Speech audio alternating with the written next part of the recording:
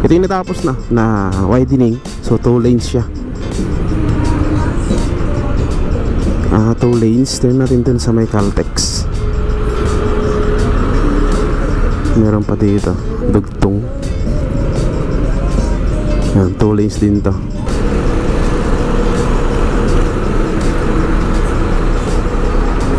Yan, ito pa isang poste pangatlo. Yan, may buhos na rin yung pundasyon nya. Kung 4 pang 5.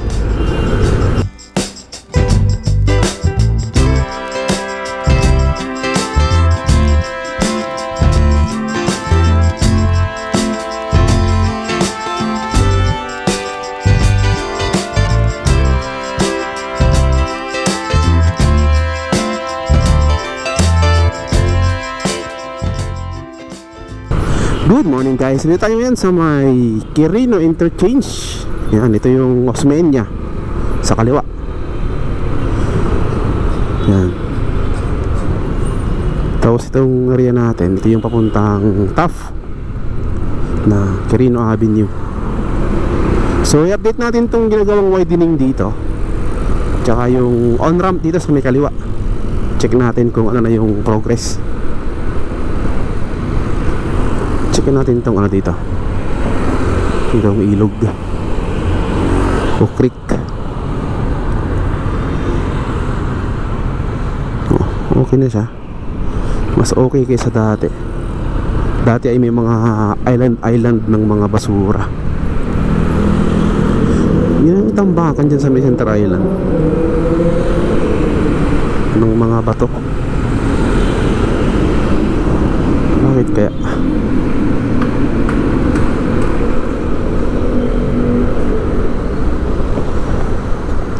Yan, dito tayo sa may bandang ano na, Angel Linao. Yan, kasunod niya yung toll gate ng off-ramp. Yan, dito pumunta ang TAF.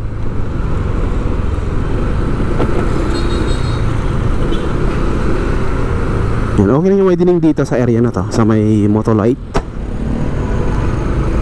Punta na sila sa may area ng TAF, sa may station ng LRT.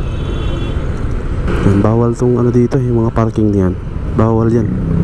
Yan, dapat mga 6 meters away from dito sa may mga corner. Yan, ito, bawal to eh. Nasa kanto mismo itong mga motor dito. Ito yung natapos na widening. So 2 lanes siya. 2 lanes. Turn natin dun sa may Caltex. Meron pa dito dugtong. Yan, 2 lanes din to. Tapos paglagpas mo din sa may San Marcelino, nandyan na yung karugtong din dito sa may Caltex. Yan, ito. Diba? Tapos na rin to dito sa area na to. Diyan na sila sa may malapit sa pangalawang span. Yan. Malapit na sila sa may station ng LRT1 Quirino. Yan, kasi dito meron na rin dito. Parang 1 lane lang ta. Hindi na diretso yata to, kasi may poste ng Meralco. Yan, 1 lane na lang. Dito banda sa may Quirino ay talagang pag rush hour ay choke point dito. Hindi mapunta dyan sa may Roas Boulevard. So kung madagdag tong dalawang lane dito, ay malaking tulong to sa mga motorista. Yan, ikot na lang tayo. Puntahan pa natin yung ano sa may on-ramp, yung papuntang south na on-ramp na ginagawa. Yan, ikot lang tayo dito. Balik tayo dun sa may interchange. So dito ay 3 lanes. Hindi ko lang alam kung maglalagay pa sila ng isang lanes dito. Yan, pero parang wala siyang signs ng pagdagdag ng lanes. Maganda sana yan. Yan, dito wala ring signs dito ng pagdagdag ng lanes. Pero tingnan natin in the future, baka mamaya magdagdag din dito.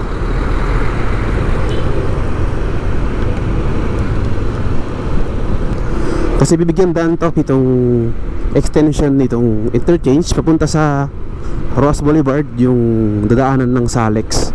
Kukonekta itong extension niya. Itong bakanting ano dito. Yan, sa taas. Kukonekta yan sa Salex, yung extension na yan. So medyo matagal pa. Marami pang pagbabago dito na mga ganap. Marami pa mangyayari.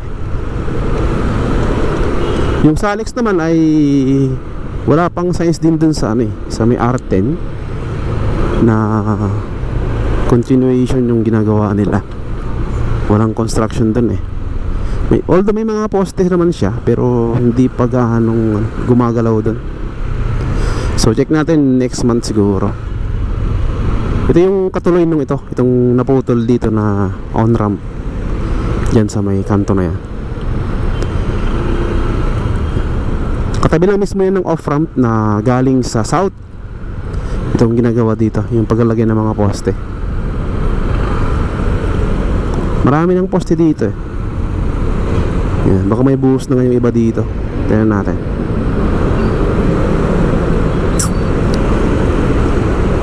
Yan, may pundasyon na to. Nabuhusan na.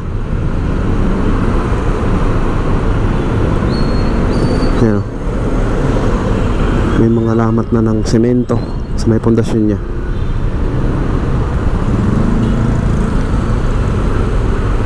Ng traffic sa may area ng Osmeña.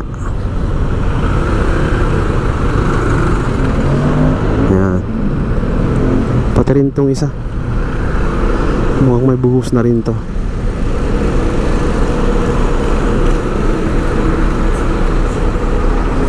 Yan, ito pa isang poste, pangatlo, na may buhos na rin yung pundasyon niya. Kung 4 pang 5.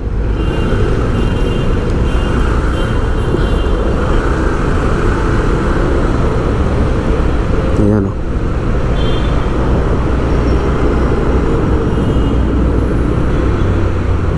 ito yung pang-6.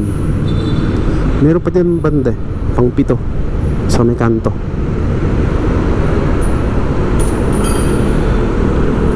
Tapos meron din dito 8. Madami-dami na pala yung dito, yung mga ginagawang rebar. Yan, pang-siyam. Ayos, marami na pala. Madami na yung mga umpisahan dito na poste.